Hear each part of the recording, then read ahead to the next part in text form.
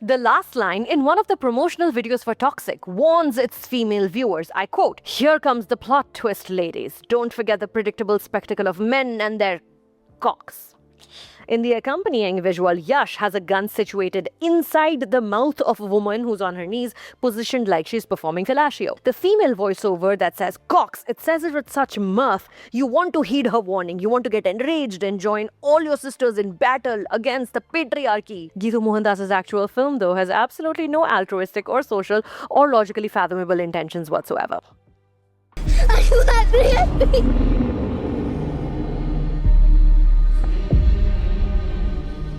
The time period is late 40s. Colonial forces have exited India. The state of Goa is still controlled by a few powerful Portuguese. Yash, as Raya, is a gangster who plans to take over from said Portuguese, enter the opium business, trade with the Chinese, eliminate all competition. He enjoys steep rise to power thanks to a maniacal desire to become king, aided by an equally ambitious sister played by Nayanthara.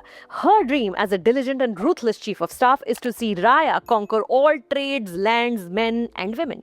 Before long, Raya's passion outgrows his sanity. Operations expand from Goa to Macau. 1 million murders and considerable success later, Raya is a haunted and angry man awaiting the return of one illegitimate son he knows he once abandoned. This son, also played by Yash, deprived of love and family, burns with a desire for revenge. Also, before Yash and Yash get that anticipated and satisfactory face-off, the story diverges in so many different directions, dimensions, planes of existence. The fact that I was able to give you a sort of summary of the larger story just now is an achievement I am entitled to feel proud of. Rocking star Yash has primary billing on this film as a writer. At the end of the trailer, his name appears ahead of Geethu Mohandas under writing credits. This makes sense. The way the film pans out with an emphasis only on how Raya is the most dangerous and mighty, otherworldly, godlike figure, one might think Yash also directed this film, was somehow present behind the camera shooting it, and most certainly operated the editing table upon which all his larger-than-life scenes were stitched together to create an experience that feels closer to a 3-hour-long trailer hyping the movie's star than the gangster epic it's meant to be, a profound tale of loss and madness that lies buried underneath this noise.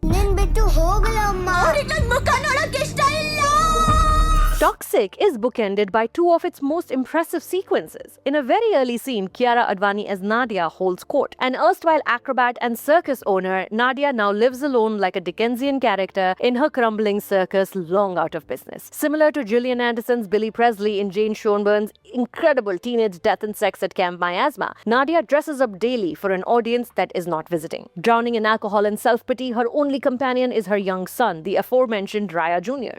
This long and exquisitely designed and executed sequence ends with Nadia putting on her finest stage costume, walking onto this stage that's in an empty, dusty auditorium, rising up in the air, holding an aerial hoop, a dangling diamond anklet trails underneath her feet. The end of this piece of jewelry is rigged to an explosive device that's underneath the stage. The hoop signifies the circle of life. Sure, Nadia does mumble things like, "Some people don't need a mask to look like a sad clown." But it's one of the only few moments in the film where it's quiet, and it's using cinematic metaphor to make a point. Here, the point is about the perceived worth of women in a man's world, instead of yelling and screaming and shooting and killing. When Kiara Advani says, "I did something bad," through tears and runny mascara, a chill runs down your spine. The stakes are high. In these few minutes, I was prepared to be proven wrong about my expectations from this film. I was ready to eat crow and write a review apologizing for my wrongful prejudgment going by the trailers. But as more voiceover and questionable CGI began to flood the screen, I was snapped up and away from this Kiara Advani performance to a graveyard where a car thumps rhythmically.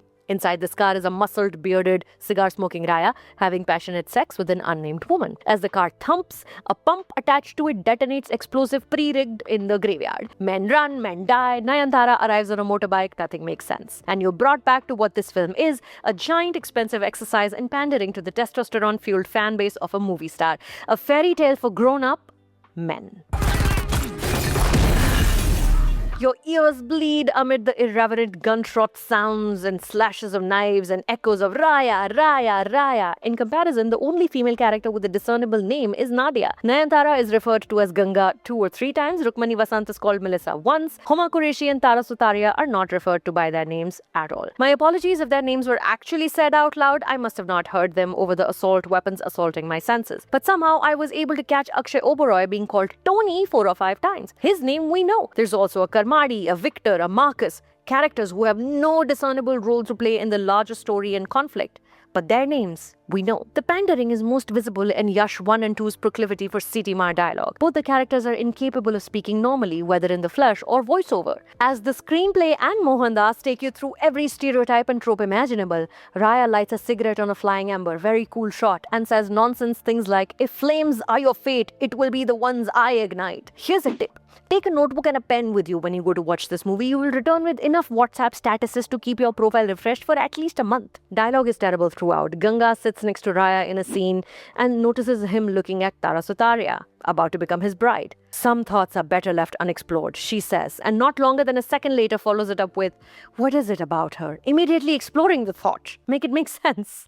Every character in this film, big and small, local and international, is mentally either in Christopher Nolan's Odyssey or a Shakespearean tragedy. They're all unable to speak without turning a phrase. Raya is practically a bard, the proficiency with which he frames his delicious retorts. Cinematographer Rajiv Ravi aids Mohandas' vision of creating this grand, spectacular world where big crime goes unchecked despite being well lit in bright lights of nightclubs. The spectacle, however, is held together by very flimsy connective tissue. Ladies and ladies, एक एक करके आओगे या एक साथ आओगे?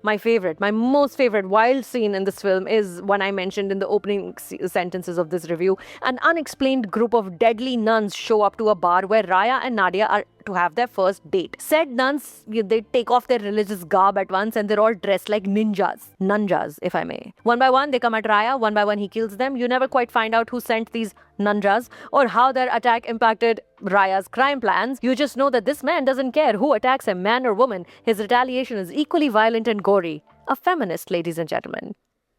The final sequence of this film again allows you to see what it could have been. We retract inside Raya's mind. Things go quiet again. The edit slows way down and he reminisces about the people he's wronged, those sacrificed for his greed. Here you see an actor able to be vulnerable in the hands of a filmmaker, creating fantastical wonders on screen. Are we in a tundra? Look at those strange black horses. Are we in an amusement park? Look at those clowns with machetes. Are we back on the streets where Raya and Ganga first began to fend for themselves in the 1920s? Where we undeniably are is in the era of the cinematic hero who must be forgiven despite his unpardonable, reprehensive, toxic ways. There doesn't even need to be a larger good. One can assume this film is going to be a big box office success, which might lead to more unbridled Geethu Mohandas cinema. You can watch Toxic at a movie theater near you. I was hoping to have a civilized conversation.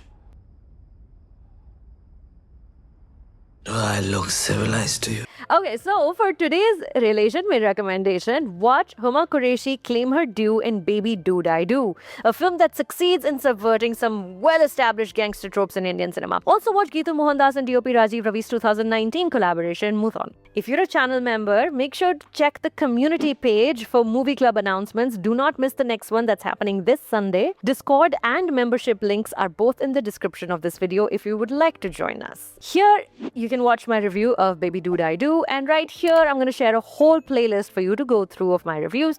My name is Sucharita. Subscribe to the channel. We got to get to 200,000, and thank you for stopping by.